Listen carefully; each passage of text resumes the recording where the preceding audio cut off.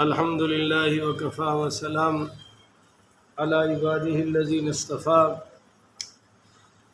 اما بعد فاعوذ باللہ من الشیطان الرجیم بسم اللہ الرحمن الرحیم۔ معزز سامعین، 21 مئی بروز اتوار 2023 بعد نماز فجر کا یہ درس حدیث مصطفیٰ صلی اللہ علیہ وآلہ وسلم، یہ ہماری سلسلہ وار گفتگو ہے شرح ادب المفرد، اس کی آج یہ قسط نمبر 210 ہے، اور آج کا درس حدیث پاک انشاءاللہ حدیث نمبر 1160 سے لے کر 1165 تک جاری رہے گا۔ سبحان اللہ۔ اللہ تعالیٰ سے دعا ہے اللہ تعالیٰ شرح صدر کے ساتھ حق سچ بیان کرنے کی توفیق عطا فرمائے، اور اللہ تعالیٰ عمل والی باتوں پر عمل پیرا ہونے کی توفیق عطا فرمائے۔ یہ ہے جی باب الجلوس علی السریر، تخت پر بیٹھنے کا بیان، تخت پر بیٹھنے کا بیان۔ حدیث نمبر 1160۔ حدثنا سلیمان بن حرب قال حدثنا الاسود بن شیبان قال حدثنا عبد الله بن مزارب عن العریان بن الحیثم قال وفدا بی الى معاویۃ قال وفدا ابی الى معاویۃ وانا غلام فلما دخل علیہ قال۔ یہ حضرت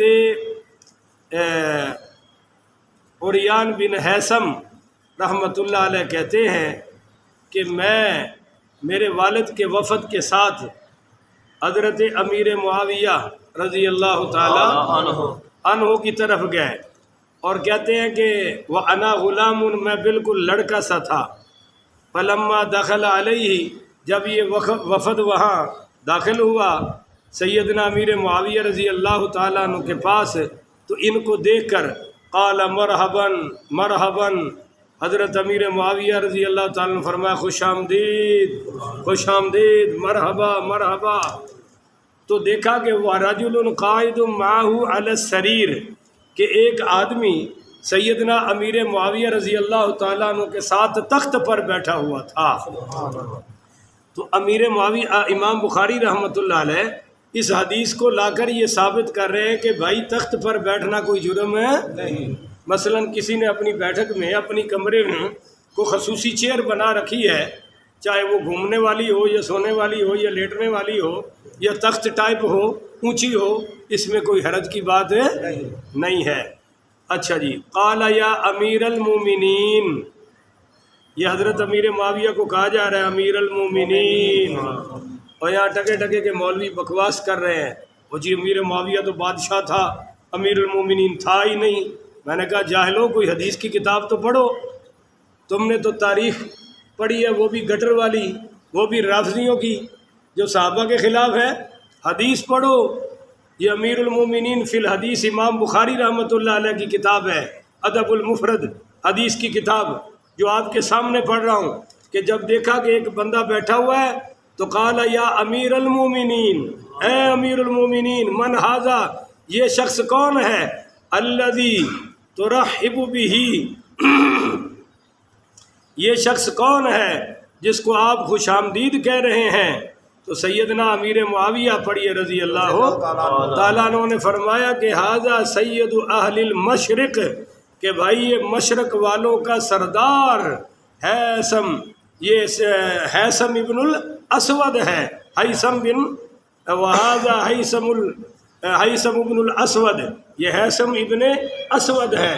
پر پہلے کیا کہا لفظ کہ بھائی یہ سید اہل المشرق، یہ سارے مشرق والوں کا سردار ہے۔ تو پتہ چلا کہ اپنے مہمان کو اعلیٰ لقب دینا اس میں کوئی حرج کی بات ہے نہیں۔ پہلے ان کو کیا کہا، مرحبا، اور پھر وہ جو تخت والے ساتھی نے پوچھا یہ کون ہے جن کو آپ بڑے مرحبا کہہ رہے ہیں، تو کیا فرمایا، ھذا سید المشرق، یہ مشرق والوں کا سردار ہے۔ تو پتہ چلا کہ کسی کو لقب دینے میں کوئی حرج نہیں ہے۔ میں پچھلی مسجد میں تھا تو ایک آدمی کو میں نے تقریر میں چودھری کہہ دیا، وہ تھا بھی چودھری، چیمہ برادری کا تھا۔ اسی کی برادری کا ایک دوسرا بندہ آیا، مجھے کہنے لگا مولانا صاحب آپ سید ہیں، اس لیے میں ایک وارننگ دے رہا ہوں آپ کو، سید نہ ہوتے تو ابھی میں نے قصہ ختم کر دینا تھا۔ میں نے کہا بڑی بلا ہے بھائی۔ میں نے کہا جی کون سی وارننگ؟ کہا جی آپ نے اس کو چودھری کہا، اب کسی کو چودھری نہیں کہنا، مسجد میں کسی کو چودھری نہیں کہنا۔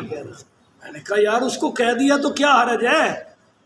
اب دیکھو نا حضرت بلال آ رہے ہیں اور حضور حضرت عمر کھڑے ہو کے فرما رہے ہیں ہمارے سید آ گئے ہیں، سیدنا بلال۔ تو یہ سید اس وقت کا چودھری کا یہی لقب تھا نا، پنجابی میں تو سید نہیں کہا جائے گا نا، اب تو سید کاسٹ کو کہا جاتا ہے۔ خیر، تو میں نے ایک ساتھی سے کہا یار اس نے ایسی بات کی ہے، وہ اس کا رشتہ دار ہے۔ وہ کہنے لگا مولوی صاحب یہ مطلب ہے اینو بھی چودھری کہو، اور اگر وہ کلے نو کہنا تو پھر کہہ سکتے نہیں۔ اس نے کہا جی آج کے بعد کہا تو میں نہ مسجد میں آؤں گا نہ پیچھے نماز پڑھوں گا، اور مولوی کے لیے سب سے بڑی دھمکی یہی ہے کہ میں تیرے پیچھے نماز ہے۔ اللہ اللہ خیر صلی اللہ، مولوی صاحب ڈر جاندے نے بیچارے۔ تو قلت من ھذا، حضرت حیثم ابن الاسود نے کہا کہ یہ کون ہے جو میرے بارے میں بھی پوچھ رہا ہے اور آپ کے ساتھ تخت پر بھی بیٹھا ہوا ہے؟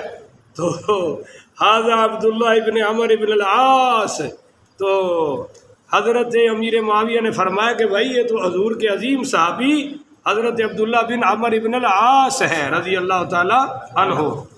قلت له یا ابا فلان من این یخرج الدجال، تو میں نے کہا ہے اے ابو فلاں، یعنی اس نے حضرت امیر معاویہ کا لقب لیا نا، جو کنیت ابو یزید یا کوئی بھی، مگر یہاں ابو فلان ہے۔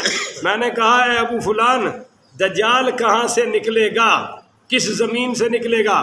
تو قال ما رأیت اہل بلد اسأل عن بعید، کہ یار حضرت امیر معاویہ نے فرمایا کہ دیکھو یار یہ عجیب بندہ ہے کہ یہ قریب والوں کے بارے میں نہیں پوچھ رہا، دور والوں کے بارے میں پوچھ رہا ہے کہ تو سوال کر اپنے شہر والوں کے بارے میں، یہ تو کیا دور دراز کی باتیں۔ پر اب دیکھیے نا حیثم ابن الاسود رضی اللہ تعالیٰ عنہ کا حضرت امیر معاویہ سے اتنا بڑا سوال کرنا، اس سے پتہ چلا کہ حضرت امیر معاویہ کو اللہ نے علم دین بھی بہت عطا فرمایا تھا کہ دجال کہاں سے نکلے گا۔ اب یہ کوئی چھوٹا سوال تو نہیں ہے، چلے میں آپ سے پوچھتا ہوں کہاں سے نکلے گا؟ کوئی بولو، چلو اسلام آباد کا نہ ہی لے دیو کہاں سے نکلے گا؟ پی ڈی ایم والوں سے پوچھو، کہتے ہیں عمران خان کے گھر سے نکلے گا۔ ان سے پوچھو، وہ کہے گا انشاءاللہ وہ جاتی عمرہ سے نکلے گا۔ پر حضرت امیر معاویہ نے فرمایا تو قریب والوں کا سوال نہیں پوچھ رہا، دور والوں کا پوچھ رہا ہے۔ تو قال، فرمایا ولا اطرق للقریب من اہل بلد انت منہ، تجھے چاہیے تو یہ تھا کہ تو سوال کرتا قریب والوں کا، مگر تو نے قریب والوں کا چھوڑ کر دور کا کیا ہے۔ ثم قال، پھر فرمایا کہ یخرج من ارض العراق ذات شجر و نخل، فرمایا کہ دجال نکلے گا عراق سے جو درختوں اور کھجوروں والی زمین ہے، جو درختوں اور کھجوروں والی زمین، دجال نکلے گا وہاں سے، جی عراق سے۔ آگے حدیث نمبر 1161، حدثنا یحییٰ قال حدثنا وقیع قال حدثنا خالد بن دینار عن ابی العالیہ قال جلست مع ابن عباس علی سریر، حضرت ابو عالیہ رحمۃ اللہ علیہ کہتے ہیں کہ میں حضرت ابن عباس رضی اللہ تعالی عنہما کے ساتھ تخت پر بیٹھا تھا، یعنی وہ دین جب بیان کرتے تھے تو تخت پر بیٹھتے تھے۔ امام مالک رحمۃ اللہ علیہ نے 17 سال مسجد نبوی میں مصلی رسول پر درس حدیث دیا ہے، اور ایک نوجوان تاجر ان کے لیے روزانہ نیا کپڑے کا سوٹ لاتا تھا، سلا کر گفٹ کرتا تھا، اس خوشی میں کہ آپ درس حدیث دے رہے ہیں۔ آپ وہ ایک دن پہنتے تھے، دوسرے دن صدقہ کر دیتے تھے، اور ساڈا مولوی ہوئے تو انشاءاللہ ٹرک بھر لے گا، صدقے دے نیڑے ہی نہیں جائے گا، لوگوں کو کہے گا راج راج کے دیو۔ حدثنا علی بن الجعدی قال حدثنا شعبۃ عن ابی جمرۃ قال كنت افعد مع ابن عباس فکان یقعدنی علی سریرہ فقال لی، حضرت یہ ابو جمرہ رحمۃ اللہ علیہ سے روایت ہے کہتے ہیں کہ میں ابن عباس رضی اللہ تعالیٰ عنہما کے پاس بیٹھا کرتا تھا اور وہ مجھے اپنے ساتھ چارپائی پر بٹھایا کرتے تھے۔ پتہ چلا کہ خصوصی چارپائی رکھنا بھی کوئی حرج کی بات ہے۔ وہ مجھے اپنی چارپائی پر بٹھایا کرتے تھے۔ فقال علی، اور مجھ سے فرماتے تھے اقیم عندی حتی اجعل لک سہما من مالی، فاقمت عنده شہرین، اور مجھ سے فرمایا کرتے تھے کہ میرے ساتھ رہا کرو حتیٰ کہ میں تیرے لیے اپنے مال سے حصہ مقرر کر دوں۔ پس میں ان کے پاس 2 مہینے تک قیام پذیر رہا۔ یعنی وہ علم پڑھنے آئے تھے پر فرمایا تم میرے پاس رہو، میں تمہارا خرچہ بھی جاری کر دوں گا۔ تو پتہ چلا کہ طالب علموں کو خرچہ دینے میں کوئی حرج کی بات ہے۔ اب جن کو علم نہیں ہے یا جو مدرسے نہیں چلاتے ہیں وہ کہتے ہیں جی ایسی ٹھیکہ لے آئے نا تھا۔ بات ٹھیکے کی نہیں ہے، بات ہے کہ یہ اللہ اور اس کے رسول کے مہمان ہیں۔ اگر ہمارے بچے روزانہ 20 30 روپے لے کر سکول جاتے ہیں تو مدرسے والوں کو بھی ترسنا نہیں چاہیے، ان کی جیب میں سکول والوں سے زیادہ ہونے چاہیے، کہو نا انشاءاللہ، ان کے جیبوں میں زیادہ ہونے چاہیے۔ مدرسے کا بچہ جو قرآن کا قاری بن رہا ہے، حافظ بن رہا ہے، وہ کبھی اپنے آپ کو نیچا محسوس نہ کرے، کیونکہ وہ اللہ اور اس کے رسول کا مہمان ہے۔ آگے ہے جی 1162۔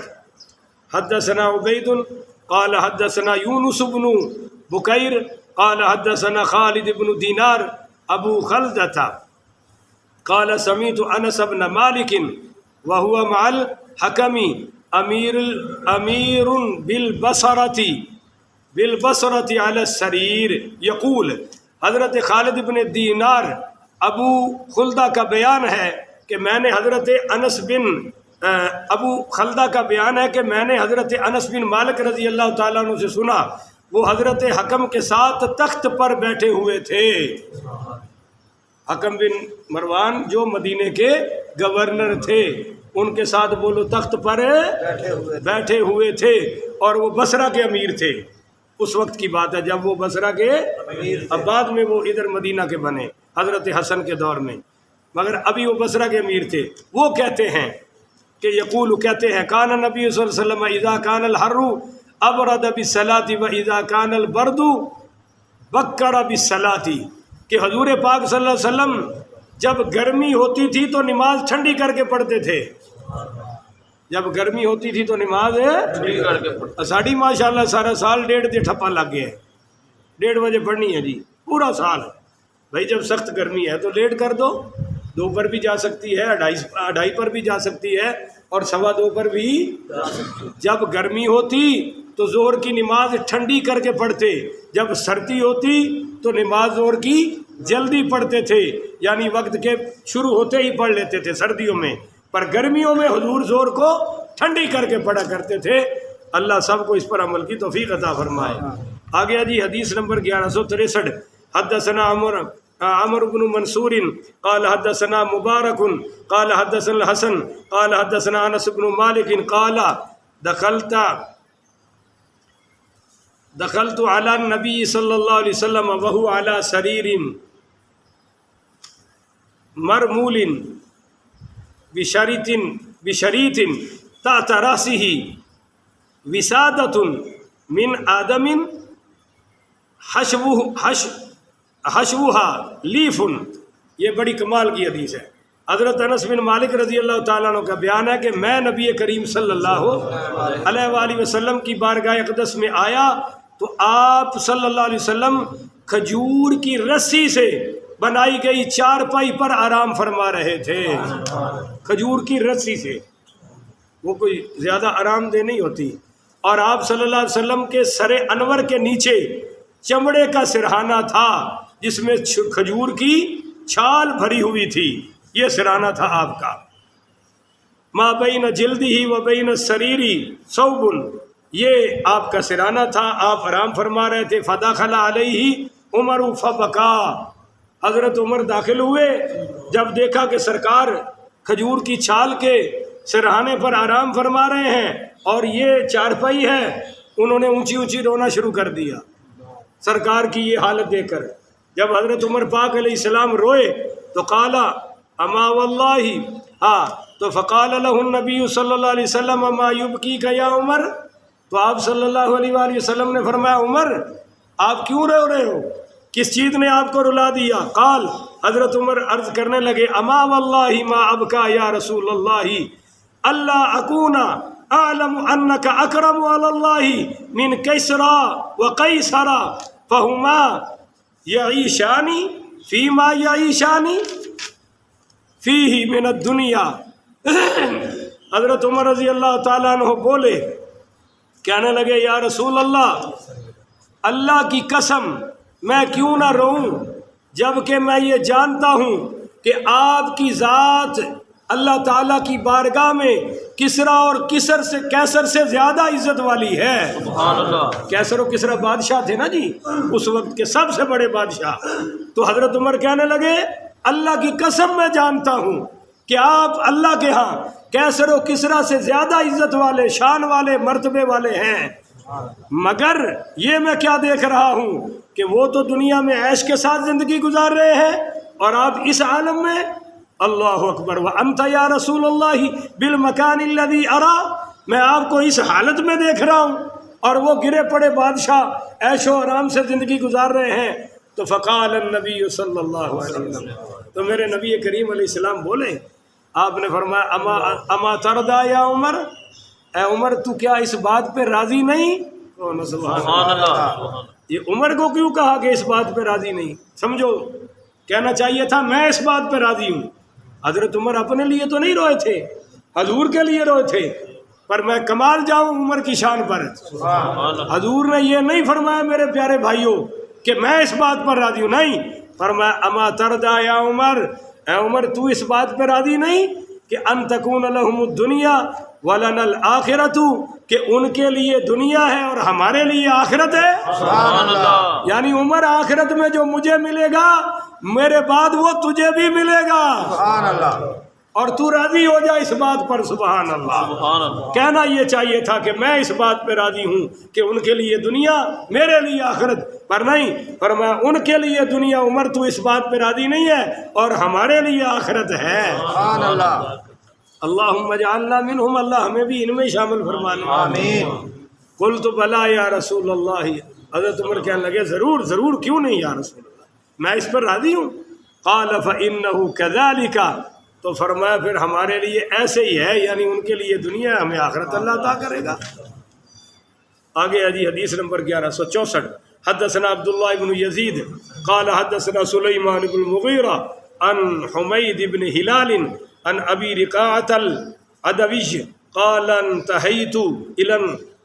انتہیت الى النبی صلی اللہ علیہ وسلم وهو يخطب فقلت یا رسول اللہ رجل غریب جاء يسأل عن دینه لا يدری ما دینه فاقبل الی وترک الخطبۃ فأتى بکرسی خلت قوامئه جدیدا قال۔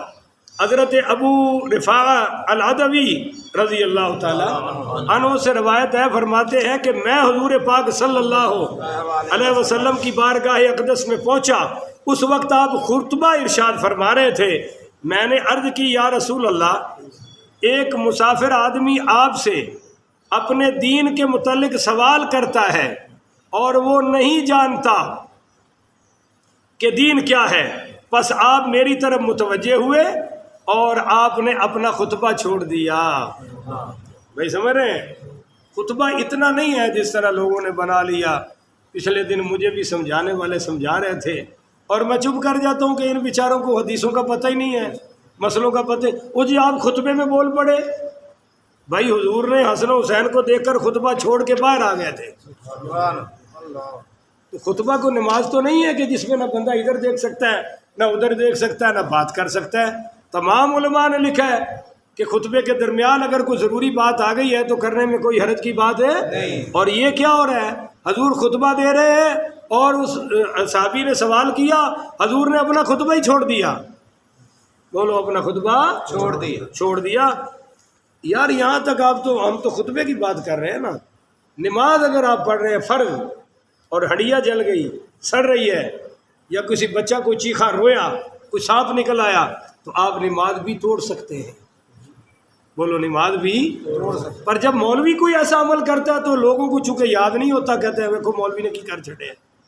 بھائی مولوی کے پاس دوسرا بھی علم ہوتا ہے، اور اگر تسی غصہ نہ کرو تو مولوی کو کافی سارے علم ہوندے نے، بولو کافی سارے انہیں علم ہوندے نے کہ کبوتر تے ایک کا جال وچ پھس گئے، اب کبوتر بھی رو رہا ہے اور کوا بھی رو رہا، تو کوے نے کبوتر سے کہا بھائی تو حلال ہے، کبوتر نے کہا کہ میں تو حلال ہوں، میری تو خیر ہے، مجھے تو ذبح کیا جائے گا، پر کالے کوے تو ہے ہی حرام، تو کیوں رو رہا ہے؟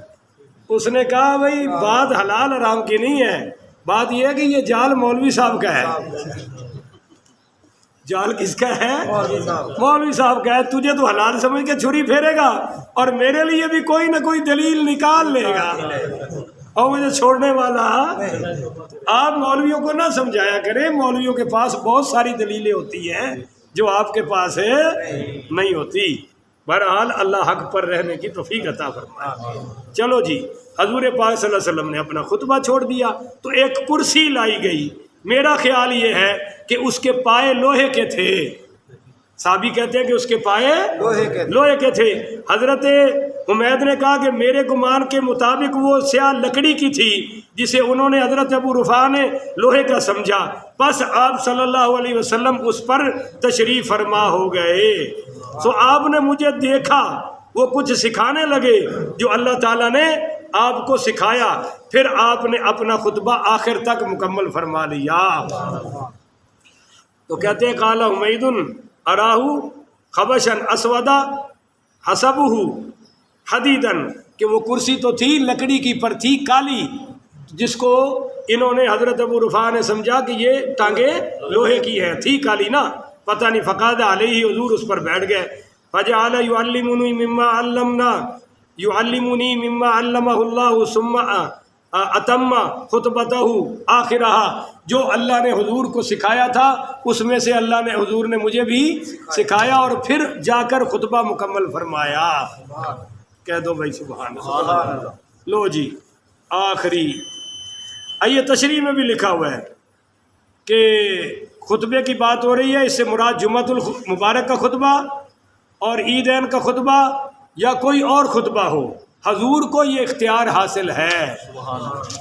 ٹھیک ہے جی، آگے جی حدیث نمبر 1165، حدثنا یحییٰ قال حدثنا وقیع عن موسیٰ بن دہقان قال رأیت ابن عمر جالسا علی سریرہ عروس علیہ ثیاب حمر۔ حضرت موسیٰ بن دہقان رضی رحمۃ اللہ علیہ سے روایت ہے، کہتے ہیں کہ میں نے حضرت عبداللہ ابن عمر رضی اللہ تعالیٰ عنہ کو دیکھا کہ دلہن والی یعنی اس کے لیے بنائی گئی کرسی پر بیٹھے ہوئے ہیں، اور اس پر سرخ رنگ کے کپڑے تھے، اس کرسی پر بولو بھائی سرخ رنگ کے کپڑے تھے۔ اللہ اکبر کبیرہ۔ تو حضرت عمر بیٹھے ہوئے تھے۔